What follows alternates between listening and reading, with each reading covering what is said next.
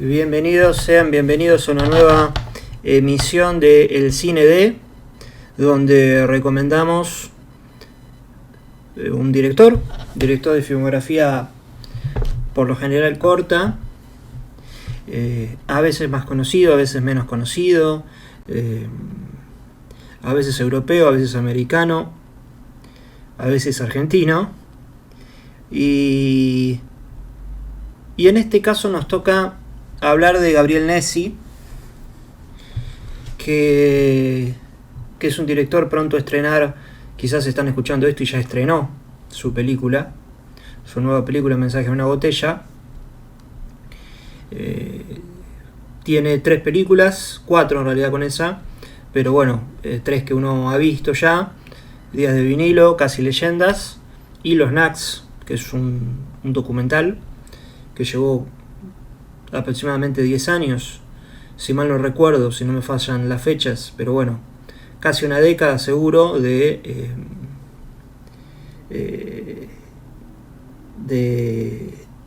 que podamos, desde que se empezó a conseguir material y a seguir a los integrantes de los Knacks hasta que se realizó la película. Y luego, por supuesto, tiene por lo pronto dos series más propias, o tan propias como esas películas, pero digo propias de él porque también ha dirigido otras cuestiones, pero vamos a lo estrictamente formal de él, que es Todos contra Juan y Animadores. ¿Por qué me decidí a hablar de Gabriel Nessi? Además de que a mí me parece el mejor director de comedia el mejor guionista y director de comedia del país, con diferencia, porque tiene un gusto por el humor, un sentido del humor, una sensibilidad por el humor muy particular, que en lo personal es la que más de la que más cerca me siento. Ese tipo de humor que tiene una influencia muy cercana a Seinfeld, muy cercana a Woody Allen, muy cercana a Ricky Gervais, que ahora luego más tarde lo estaré mencionando, y a otros exponentes de la comedia. Hughes también lo podemos llegar a sumar, más allá de que él lo encuentro más vinculado con estos nombres previos, Larry David, por supuesto. Pero creo que el gran fuerte de él, más allá de todas estas características y estas influencias, medio el currículum que les acabo de mencionar, es que además de hacer comedia, además de ser muy un tiempista, ¿no? Así como lo tiene la música, que va a ser uno de sus temas principales en su filmografía, también está en sus ficciones. Creo que lo más particular o lo más personal que tiene él es esta mirada del pasado como algo. Él no está en el lugar de vamos a anhelar y vamos a disfrutar del pasado y vamos a quedarnos ahí, ni tampoco está en el lugar de vamos a hacer de cuenta que el pasado nunca existió.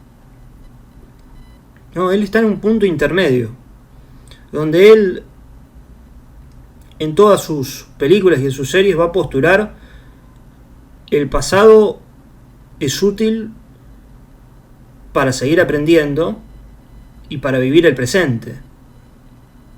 El pasado no es útil para vivir, para seguir estando en el pasado, y el pasado no es útil para olvidarlo. El pasado es útil para entenderlo en el presente. El pasado no se puede soltar en ese aspecto. Que bueno, es un poco lo que sucede en Casi leyendas, por supuesto.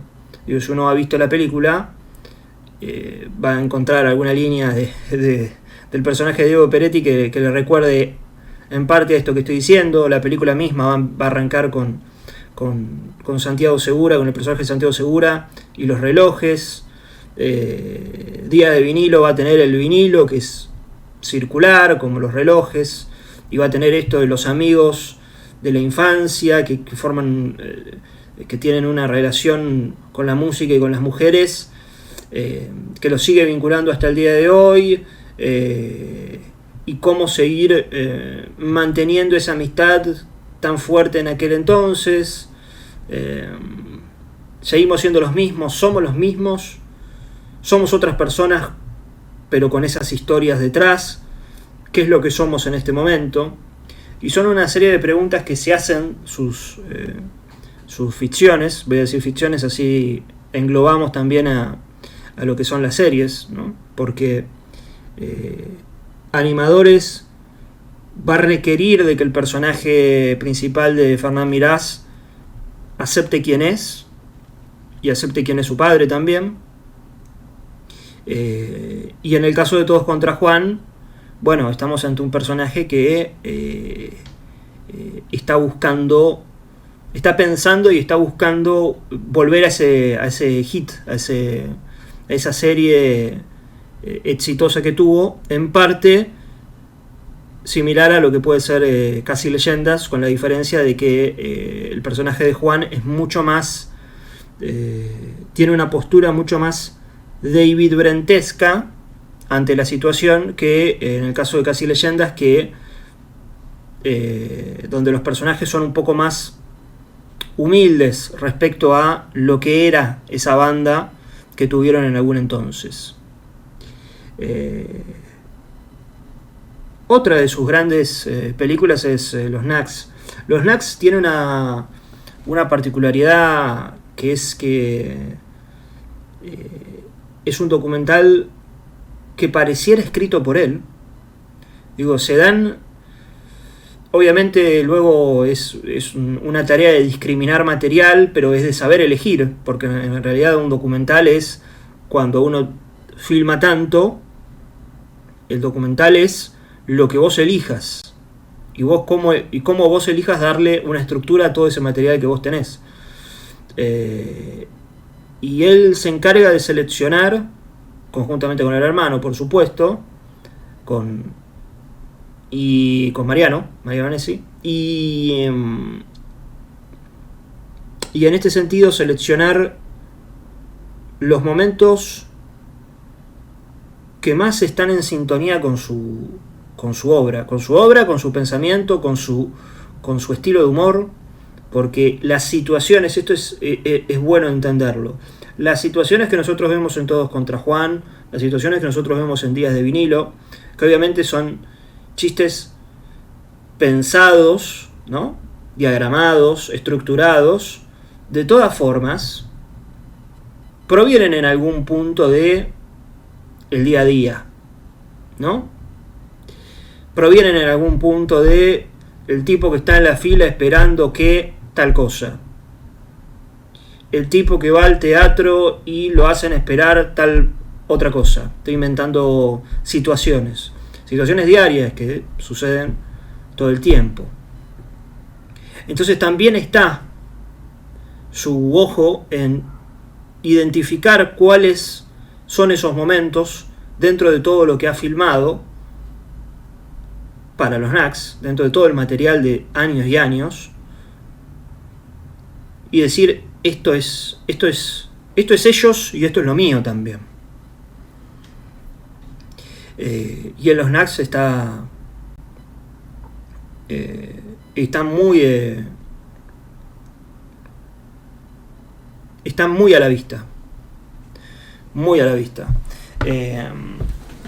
Decía Ricky Gervais, por esto de, obviamente, esa cuestión David Brentesca. ¿Qué sería David Brentesca? Un personaje que no termina de aceptar quién es, y eso uno lo puede ver más en las series, ¿no? En el personaje de Juan Perugia y en el personaje de Fernán Mirás. Personajes que hablan a cámara como David Brent, que no son capaces de aceptar que quizás no son los grandes artistas o los grandes jefes que creen ser. De hecho, en David Brent, en The Office, David Brent también es músico. Incluso luego hace una película que es Life on the Road, que es también una especie de road movie, y se juega esto de che, ¿cuántos me van a ir a ver? ¿No? Un poco que también sucede en Casi Leyendas porque hay intereses en común más que nada, no porque estemos hablando de otra cosa. Y sin embargo, yo creo que lo que más le importa a Gervais es el peso de la fama, que no es que no le importe a Gabriel. O sea, si uno ve Todos contra Juan, está ahí palpable. Si uno ve Casi Leyendas, está ahí palpable también, pero quizás lo toca más de... En Todos contra Juan sí puede ser que sea como más el tema central, pero tiene más que ver el pasado, tiene más que ver cómo uno se autopercibe, pero dentro también de cómo nosotros autopercibimos el pasado, que es distinto. Más allá de que uno diga, bueno, está persiguiendo la fama, sí, pero está persiguiendo la fama a partir de cómo él cree que, cómo él alguna vez fue eso y cree que sigue siendo eso que alguna vez fue. Sin embargo, en el caso de Gervais, si bien el personaje de David Brent, por ejemplo, en el especial algún hit pegó y demás, son más personajes que persiguen la fama, y cómo la lógica de Gervais es oponerse en parte a la fama. Por eso uno ve los famosos que entran en Life's Too Short, Warwick Davis que quiere volver a pegar un hit también, y el personaje de Ricky Gervais en Extras, que luego consigue una serie y no es famoso y tiene que lidiar con, che, estoy siendo famoso ahora. Perdón, sí es famoso, pero no con algo que a él le gustaría hacerlo. Para mí Extras es la serie de eso. Extras es porque uno tiene la primera temporada donde él busca la fama y la segunda temporada donde él lamenta tener la fama o lamenta tener la fama de la manera que la obtiene, que bueno, eso es un interés de Gervais muy casi el interés madre de su obra es ese, y por supuesto decía que hay intereses en común, pero que a Gabriel Nessi le importa más la vinculación que eso tiene con el pasado, también la sensibilidad respecto a una relación amorosa, una relación familiar. Digo, cómo eso no puede quedar afuera de la cuestión. No puede quedar afuera la mezcla entre la fama, o la búsqueda musical o la búsqueda artística, vamos a decirlo. Recuerdo incluso la discusión en Casi Leyendas de no sabía que tenías integridad artística, donde justamente discuten sobre adaptar Macarena o no. Y en ese sentido, si uno toma estas puntas, uno puede encontrar rápidamente que lo que a él le interesa es eso. Es ese lugar donde se mezcla lo artístico también con lo, vamos a decirle, lo humano, ¿no? Las relaciones familiares, las relaciones de amigos, las relaciones de pareja,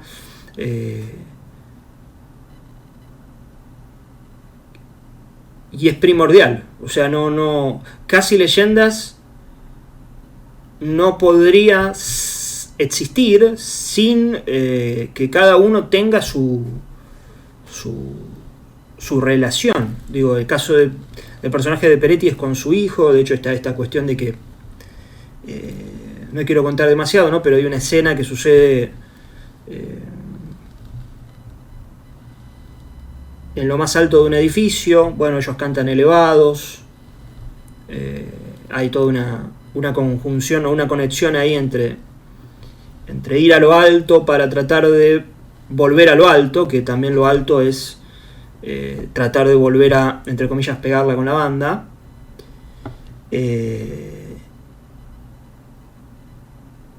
Y en el caso de los otros personajes también van a encontrar algo que un cable a tierra en otras personas que no vamos a mencionar porque si no estaríamos mencionando toda la película, ¿no? Así que bien, recomendar toda su obra, esperando su próxima película. Pero las dos cosas que yo más valoro de su filmografía o de su obra es, por un lado, el tipo de comedia que hace, que acá, lamentablemente en Argentina, no es tan habitual, al menos en cine, porque es un tipo de comedia que alguno que otro podría asociar a lo americano por las influencias, pero que tiene mucho de acá. O sea, uno ve y cuántos nombres, digo, Todos contra Juan, Montaña Rusa, cuántos nombres argentinos se mencionan, Casi Leyendas, nombres de bandas, Santiago Segura diciendo que compró algo en Constitución. O sea, no son películas ajenas a lo argentino, para nada, sino son películas argentinas que toman de tipos, de arquetipos, de estereotipos, como ustedes quieran decirle, que forman parte de, digamos, que son globales de la propia comedia, ¿no? Un estilo de comedia que a veces nosotros siento que nos hemos quedado demasiado pegados a Esperando la carroza, ¿no? A ese tipo de humor gritón, de la tía que le grita a la nieta y a la hijita, y el viejo que putea, y medio que todo ha ido, incluso lo que sería la comedia de Olmedo Porcel, incluso ha tenido algo de eso. Digo, se ha quedado con las puteadas, se ha quedado con el famoso chiste de suegra, se ha quedado con algo de todo eso, y me parece que la comedia ahí se perdió. Incluso cuando hoy se destacan comedias chiquitas, son en realidad comedias dramáticas, no son comedias, o sea, no son películas que uno se ría, no hay chistes. Hay alguna que otra situación, hay alguna que otra línea graciosa, pero no son comedias. No son comedias. Son dramas con algunos chistes que se visten de comedias dramáticas. Y creo que sin dudas Nessi es en nuestro país el que mejor lo sabe hacer. Así que eso por un lado. Y por lo otro, una mirada autoral que no es que hizo 4 comedias al voleo, que no hablan de nada, que no tienen una mirada y que tienen muy buenos chistes, pero que, listo, son 4 comedias ahí, 3 comedias. No, son películas que en las que trasciende su mirada sobre el mundo, sobre el arte, sobre la música, sobre las relaciones, y uno lo ve y dice, esto está muy claro. Entonces, para mí, que en un país como el nuestro, donde todo se atomiza todo el tiempo, donde se debe trabajar en pos de, bueno, vamos a trabajar y vamos a agarrar este trabajito, y después, bueno, y tu voz, y no sé cuál es mi voz, no tengo idea cuál es mi voz, lo hacemos, cobramos algo. Digo, en un país y en un mundo que invita a eso, invita a que cada uno pierda lo que realmente quiere decir en pos de responder a lo que otros quieren decir o quieren hacer que vos digas. En esa lucha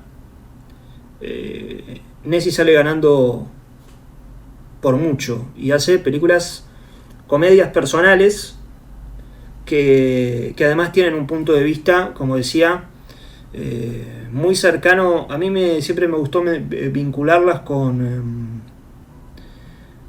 esa mirada que tiene incluso el pasado Midnight in Paris, ¿no? Que es Midnight in Paris es una película de alguien fascinado, Owen Wilson fascinado con el pasado quiere ir al pasado porque odia el presente y porque también busca una inspiración, porque es escritor, y la va logrando, y luego se da cuenta que tiene que vivir en el presente. Pero tiene que vivir en el presente con la conciencia del pasado, ¿no? Tiene que vivir el presente de me saco de encima el pasado y lo tiro a la mierda. Y yo creo que son películas que van en esa línea, en esa sintonía. Espero que le den una oportunidad, si no las han visto o si les queda alguna pendiente. Recomiendo mucho la serie Animadores, porque no ha sido tan conocida como Todos contra Juan. Yo la he visto un montón de veces, pero no ha gozado del mismo reconocimiento, si se quiere, que Todos contra Juan. Y sin embargo es espectacular. Es realmente graciosa. Así que bien, esto fue todo. El cine de Gabriel Nessi. Nos estamos encontrando cuando nos estamos encontrando.